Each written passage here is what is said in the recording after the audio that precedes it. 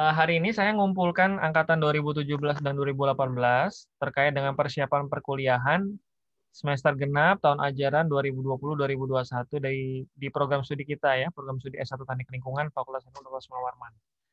Ada beberapa hal yang ingin saya sampaikan, terutama dengan yang angkatan 2017-2018 ini, yang saya pikir penting mengevaluasi selama satu semester ini saya jadi KPS, dan mudah-mudahan ke depannya ada perbaikan.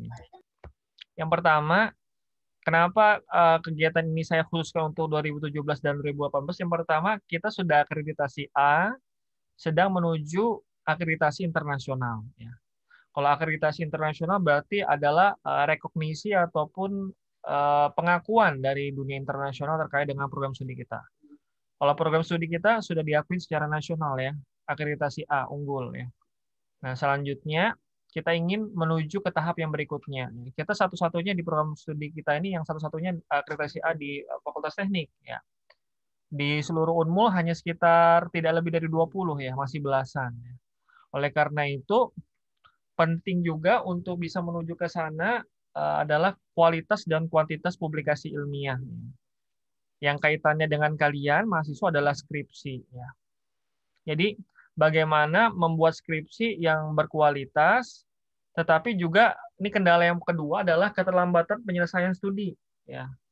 Jadi sekarang ini banyak yang terlambat penyelesaian studinya. Sejauh ini belum ada yang lulus tepat waktu 4 tahun ya. Belum ada mahasiswa yang lulus tepat waktu 4 tahun untuk angkatan 2016 ya. Angkatan 2016 itu yang sudah pendadaran ya, sudah sidang skripsi ya.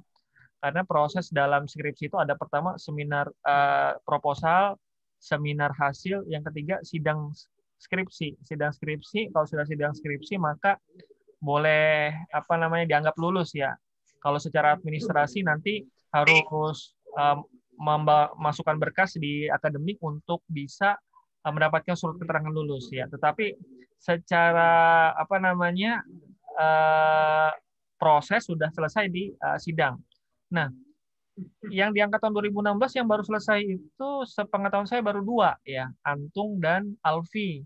Sedangkan yang lainnya belum ada. Padahal mereka ini sudah angkatan semester yang ke-9 ya, berarti sudah 4,5 tahun. Tidak ada yang lulus 4 tahun. Nah, ini ada yang terjadi dan bahkan ada angkatan 2013 ini masih ada ya, berarti udah lebih ya, lebih dari 7 tahun, 7,5 tahun. Sekarang ada aturan terbaru namanya PIN ya, penomoran ijazah nasional. Jika lebih dari 7 tahun, maka nomor ijazahnya tidak akan keluar. Kalau nomor ijazahnya tidak keluar berarti apa? Lulus tapi tanpa gelar. Kan lucu tuh. Ya intinya ya tidak diakuin kalau dia tuh punya gelar sarjana teknik. Nah, oleh karena itu ini yang menjadi masalah ya. Di satu sisi kita mau melangkah ke arah yang lebih jauh ya, akreditasi internasional, tapi kita masih ada permasalahan-permasalahan terutama terkait dengan penyelesaian studi, yaitu adalah skripsi.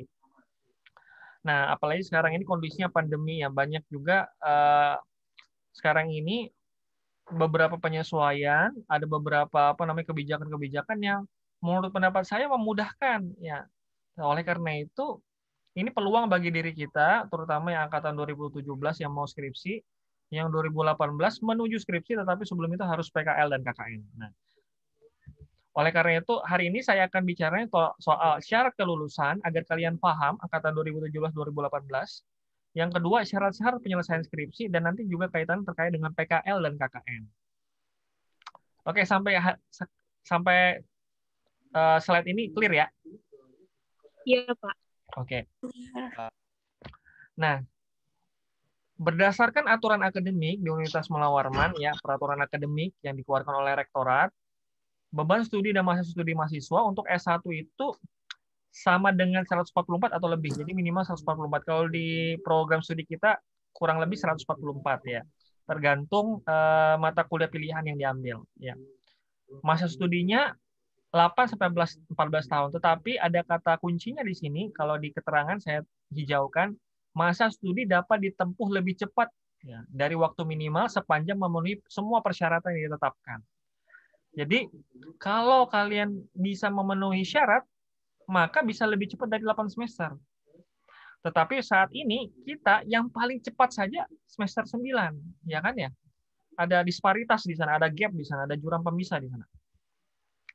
Nah, untuk jumlah SKS ini mengingatkan kembali bahwa IPK menentukan jumlah SKS maksimum yang bisa diambil. Minimum itu 12, maksimum 22 sampai 24. Tergantung SKS-nya yang bisa kita ambil. Tetapi sebagai catatan, ini di slide berikutnya, syarat evaluasi kemajuan studi minimal mahasiswa. Jadi, berdasarkan peraturan akademik, kalau 2 semester dia tidak memenuhi SKS atau IPK, maka dia bisa dianggap gagal. Ya. Jadi misalnya sekarang yang angkatan 2020, setelah 2 semester ternyata dia belum 24 SKS dan IPK-nya tidak 2. Salah satunya misalnya tidak sampai 24 SKS atau IPK-nya tidak sampai 2 gitu. Biasanya sih yang dievaluasi utama adalah IPK. Maka dia diminta pertama mengundurkan diri secara sukarela, yang kedua mengajukan permohonan pindah ke perguruan tinggi lain, yang ketiga diberhentikan. Nah, ini aturan yang sudah tertulis sebenarnya. Jadi kenapa seperti demikian? Kalau IPK-nya tidak melebihi target di bawah 2 selama 2 semester berjalan, ya, maka dia dianggap tidak mampu untuk bisa mengejar target kelulusannya, baik itu waktunya maupun SKS yang akan dicapai. Nah, dan evaluasi dilakukan per akhir semester genap. Ya. Jadi kalau akhir tahun kedua, SKS-nya minimal 48, IPK-nya 2. Akhir tahun ketiga, SKS-nya 72, IPK-nya minimal juga 2. Ini ya yang kita pahamin ya. Nah, ini menjadi catatan bagi kita bersama ya. Jadi sekarang ini akan ada evaluasi yang ketat ya. Jadi kalau misalnya 2 semester tidak IPK-nya 2 untuk yang 2020 ataupun kalian yang SKS-nya tidak tercapai dengan target yang sesuai, maka itu akan sulit sekali untuk bisa lulus maksimal 7 tahun. Itu sudah dibuat skemanya seperti itu. Jadi opsi-opsinya ini ada 3, kalian silahkan nanti pertimbangkan kalau tidak mencapai hal tersebut ya. Nah, ini tambahan informasi saja, acuan persentase pemberian nilai mutu ya. Jadi ada dosen yang pakai skema 1, 2, 3 sampai dengan 7 ya. Kalau saya sama Bu Ika kebanyakan skema 5 ya. Jadi ada UTS, UAS, praktikum, kadang-kadang untuk mata kuliah tertentu dan tugas ditambah afektif. Nah, ini dia. Persyaratan kelulusan program sarjana ya. Yang pertama, kalian ini bisa lulus ketika semua mata kuliah yang ditetapkan oleh kurikulum program studi bersangkutan dengan IPK 2 kurang sama dengan 2 atau lebih ya, tanpa huruf E. Jadi syarat yang pertama, seluruh mata kuliah sudah diambil, IPK 2 tanpa huruf E. Yang kedua, lulus TOEFL. Minimal skornya 40. 400 maksud saya. Yang diakuin oleh UPT Bahasa Unmul. Nah, yang semester 7 masuk 8, ini udah siap-siap seharusnya ya. Udah mulai tes TOEFL. Ya, jadi kalau misalnya mau sidang nih harus dimasukkan nih bahwa sudah punya sertifikat TOEFL ataupun setara dengan itu yang diakuin oleh UPT Bahasa. Yang ketiga, memiliki 1 artikel ilmiah. Ini bukan skripsi ya, 1 artikel ilmiah. Nah, oleh karena itu sekarang kita diperbantukan namanya ada repositori Unmul atau jurnal program studi teknik lingkungan. Teknik lingkungan sudah punya jurnal nama jurnal teknologi lingkungan, environmental technology jurnal of environmental technology yang olah saya.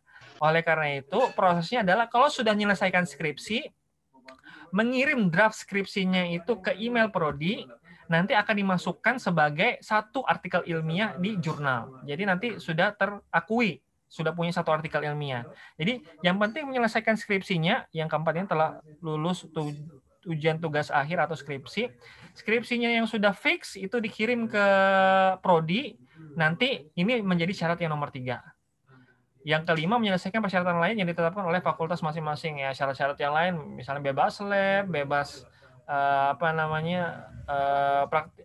buku perpustakaan dan seterusnya. Nah, tetapi inilah syarat yang ditetapkan oleh Universitas Mula Warman. Nah, turunannya apa? Ada kegiatan akhir akademik. Kalian harus punya KKN, seminar, dan sidang skripsi ya. Jadi ini ditambah PKL. Jadi kata kuncinya KKN, PKL, skripsi. Mulai dari seminar hasil, seminar proposal, hasil, dan sidang skripsi. 3 ini ya. KKN, PKL, dan skripsi. Bagaimana syarat PKL? Kalian bisa PKL sekurang-kurangnya 75 SKS. Dari total SKS tanpa nilai huruf E dan IPK minimal 2. Ya. Kalau di tempat lain ada namanya PPL, untuk FKIP, PBL itu di kesehatan masyarakat dan seterusnya. Kalau kita PKL. Syaratnya sekurang-kurangnya 75 SKS. Ya. Nah, untuk KKN. KKN dilaksanakan oleh LP2M. Sekarang ada program namanya KKN Fakultas Teknik yang dilaksanakan semester ganjil dan genap. Ini akan memudahkan sekali. Jadi kalau kalian bisa kalau di KKN LP2M kan sudah terjadwal, biasanya pergantian semester di setiap setahunnya gitu ya. Nah, kalau di teknik itu bisa juga KKN Fakultas Teknik. Syaratnya apa? SKS-nya paling tidak 110 atau lebih, termasuk mata kuliah yang sedang ditempuh. Beda ya.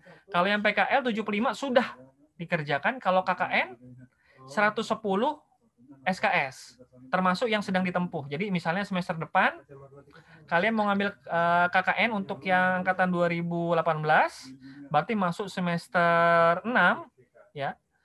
Kalau sudah 110 SKS, termasuk yang berjalan, maka udah bisa ngambil KKN. Yang lainnya normatif saja. Ini yang utama. Bagaimana soal skripsi? Mahasiswa program sarjana dapat mengusulkan judul rencana penelitian skripsi pada awal semester 6. Jadi semester 6 sudah bisa ngajukan judul skripsi. Lulus minimal 75%, IPK 2. Dan memenuhi persyaratan lain yang ditetapkan oleh fakultas. Ini nanti akan saya detailkan ya. Mahasiswa yang telah memenuhi syarat mengajukan judul rencana penelitian skripsi kepada KPS, Koordinator Program Studi. Nah, jadi kata kuncinya 75% dari total SKS, IPK 2, dan syarat-syarat yang lain. Syarat-syarat lain di prodi kita apa? Nanti akan saya jelaskan. 75% itu seberapa banyak SKS-nya? Nanti akan saya detailkan. Nah, terus catatannya adalah skripsi dibimbing oleh 2 dosen pembimbing ya, dosen 1 dan dospem 2, di mana pembimbing 1 adalah dosen jurusan atau program studi. Jadi pembimbing 1 harus dosen program studi kita, teknik lingkungan. Kalau pembimbing 2 boleh dari luar program studi. Ya, nggak boleh kebalik nih. Jadi ini harus ada, misalnya kalau kalian penelitian khusus, misalnya penelitiannya tentang POME. POME itu kan penelitiannya Pak Abdul Kahar di teknik kimia. Maka Pak Abdul Kahar menjadi pembimbing kedua, tidak boleh menjadi pembimbing pertama, karena ini syarat dari akademik. Gitu ya. Nah, kewajiban dan kewenangan program studi dalam proses pembimbingan. Jadi, program studi teknik lingkungan, di mana saya diamanahkan menjadi PLT KPS, saya akan melakukan evaluasi per 3 bulan terkait dengan skripsi ini. Bagaimana perjalanannya? Jikalau ada kendala-kendala, sangat dimungkinkan untuk mengganti ataupun mengevaluasi dosen pembimbing kalau ada masalah-masalah. Ya, jadi punya wewenang untuk program studi untuk mengusulkan penggantian pembimbing. Ya, jadi rapatnya per 3 bulan, nanti akan ada evaluasi-evaluasi dalam perjalanannya. Nah, ini dia. Ini adalah struktur kurikulum di program studi kita ya, dari semester 1 sampai semester 8. Kalau kalian ini selesai semester 4 itu 81 SKS. Kalau semester 5 itu 101 SKS. Kalau menyelesaikan semester 6 120 SKS. Boleh mengajukan skripsi, ini syaratnya adalah pertama sudah mengambil metopen, metodologi penelitian lingkungan. Itu di semester 7. Metopen isinya itu adalah bagaimana cara penulisan skripsi, penentuan judul, dan seterusnya. Itu teorinya ya. Bagaimana panduan-panduannya. Lalu sudah ngambil DTLT, desain teknik lingkungan terpadu. DTLT itu isinya adalah membuat alat ataupun produk. Jadi biasanya buat reaktor dan seterusnya itu DTLT. Kalau PKL itu praktek kerja lapangan, kerja praktek, itu biasanya di perusahaan ataupun instansi tertentu. KKN, kuliah kerja nyata.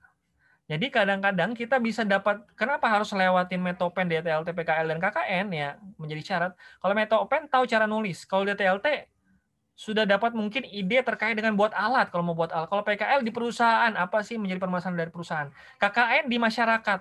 Jadi kalau dari DTLT, PKL, dan KKN sangat dimungkinkan mendapatkan judul skripsi yang kalian tepat gitu. Metopen buat penulisan skripsinya.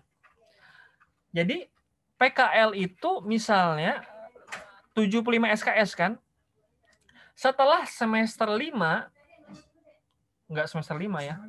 Bahkan semester 4 saja sudah bisa ngajukan setelah semester 4 ya. Ini saya edit ya sebentar.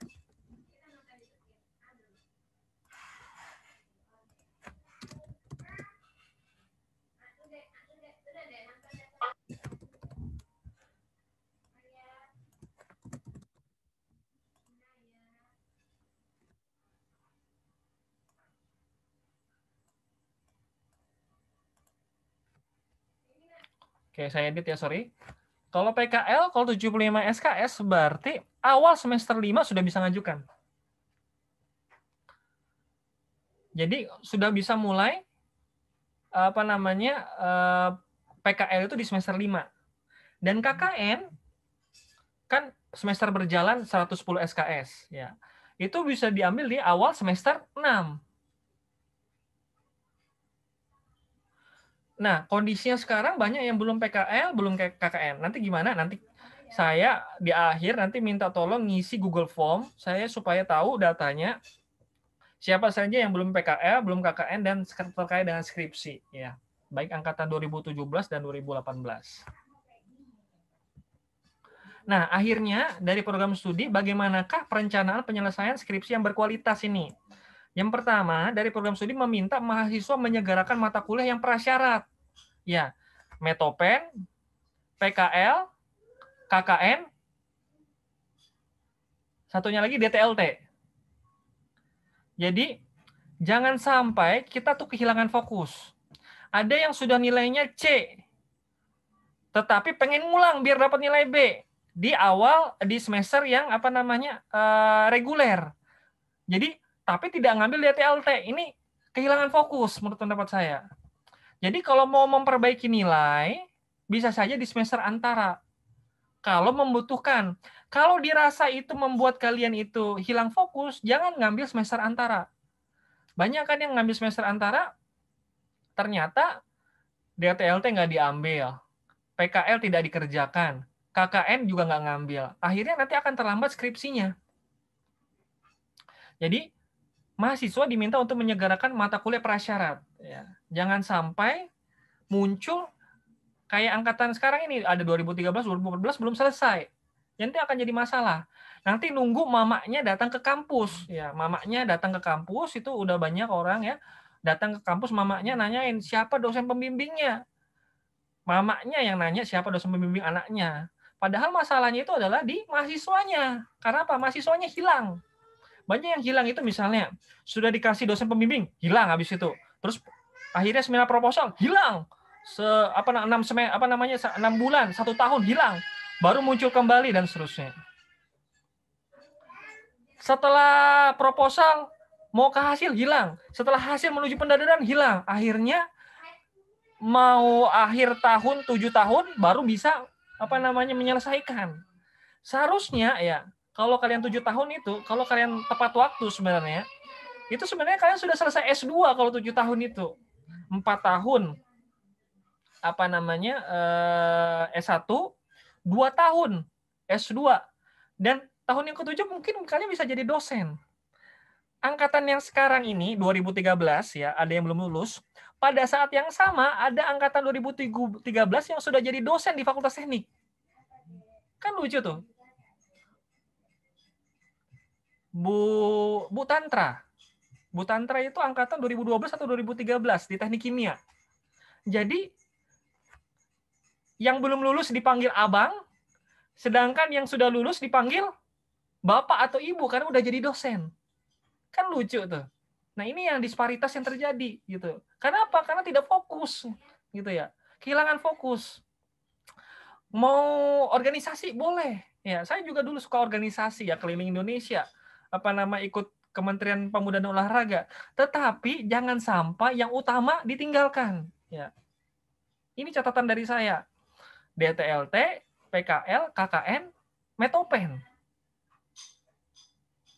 Pastikan jumlah SKS-nya cukup, IPK-nya cukup, minimal 2, dan tidak ada nilai E. Cukup sudah bisa lulus. Dan prinsipnya dalam mengerjakan skripsi adalah yang penting selesai, bukan sempurna. Kalau menunggu kesempurnaan, tidak akan maju-maju. Nah, ini yang pertama, mahasiswa menyegerakan mata kuliah prasyarat. Yang kedua, nanti diharapkan ada kelompok penelitian skripsi berdasarkan tema penelitian. Nanti kalian masukkan yang angkatan 2017, masukkan seluruh proposal kalian yang akan kalian buat, nanti akan saya kelompokkan berdasarkan tema penelitian dan dosen pembimbing.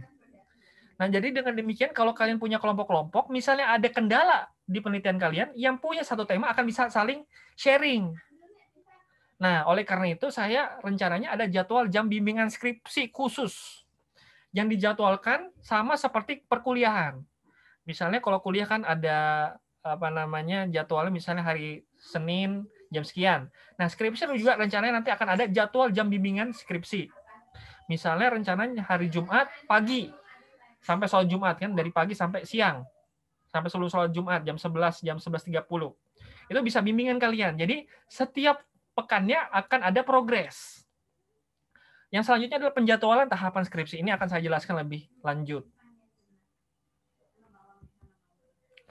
Nah, untuk angkatan 2017, ini rencana yang saya ajukan ya. Pertama, harapannya di poin nomor 2, seminar proposal itu bisa di bulan Februari. Oleh karena itu, dosen pembimbing harus ditentukan di bulan Januari. Kalian nanti setelah menyelesaikan KRS ataupun sekarang ini, mulai komunikasi informal dengan dosen-dosen. Kalau kalian dirasa sudah PKL, sudah KKN, sudah Topen, sudah DTLT, maka sudah bisa mengajukan dosen pembimbing, masukkan syaratnya. Nanti setelah pertemuan ini nanti akan saya buat Google Form di yang lain. Nanti kalian akan input syarat-syarat tersebut. Yang sudah KKN masukkan bukti KKN-nya, PKL nilai PKL-nya, dan syarat-syarat yang lain. Jadi nanti akan saya share ke Pak Simeri. Jadi kalian sudah bisa lebih awal untuk bisa mengajukan formnya. Jadi nggak perlu datang ke kampus. Datang ke kampusnya kalau sudah mau dibutuhkan fisiknya. Tapi kalau untuk penentuan dosen pembimbing untuk mengajukan dosen pembimbing, judul penelitian dan seterusnya online saja nanti lewat Google Form. Bulan Januari kalian bisa ditentukan dosen pembimbing, lalu melakukan ini mulai dari sekarang nih bulan Desember sampai Februari kalian pembimbingan agar nanti bulan Februari bisa seminar proposal. Penelitian 3 bulan cukup, Februari, Maret, April. Dan seminar hasilnya di bulan April. Sidang skripsinya nanti di bulan Mei. Sidang skripsi paling cepat 1 minggu setelah seminar hasil. Paling lambat 3 bulan. Kalau lebih dari 3 bulan, kadaluarsa seminar hasilnya. Harus ulang lagi. Sidang skripsi, insya Allah di bulan Juni udah wisuda. Baik online maupun offline nanti. Nah, ini perencanaan yang saya buat. Agar tidak ada lagi kisah ada istilah maba mahasiswa abadi ya, karena bukan maba ini mahasiswa baru tapi mahasiswa abadi ya. Jadi abang senior ya, pokoknya tuh dia masih dipanggil abang sedangkan yang lain sudah dipanggil bapak atau ibu kan udah jadi dosen, kan lucu nih. Nah, oleh karena itu ini yang akan direncanakan. Jadi setelah ini nanti untuk angkatan 2017 harus ada pemahaman yang sama. Nanti akan saya buat Google Form-nya, nanti kalian input dan seterusnya agar di bulan Januari tahapan ini bisa kita capai. Ya. Yang angkatan 2018 bisa lebih awal. Lebih baik lagi kalau misalnya kalau sudah bisa PKL semester ini, KKN nanti semester depan ini ya, PKL dan KKN bisa, kalian bisa apa namanya mengajukan skripsi di semester berikutnya, kan lebih cepat lebih baik ya. Tidak perlu lagi bayar UKT semester depannya, kan lebih baik. Mungkin demikian yang saya sampaikan, terima kasih. Setelah ini saya mohon isi dulu Google Form-nya, nanti akan saya share di chat. Setelah itu kita buka diskusi ya. Sebentar.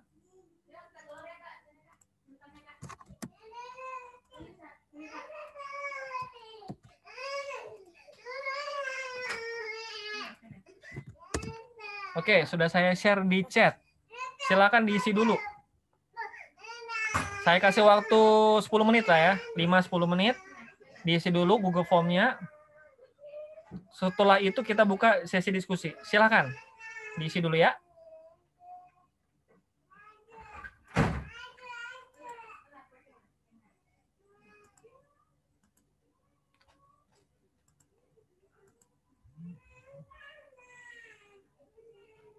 Ini jelas ya?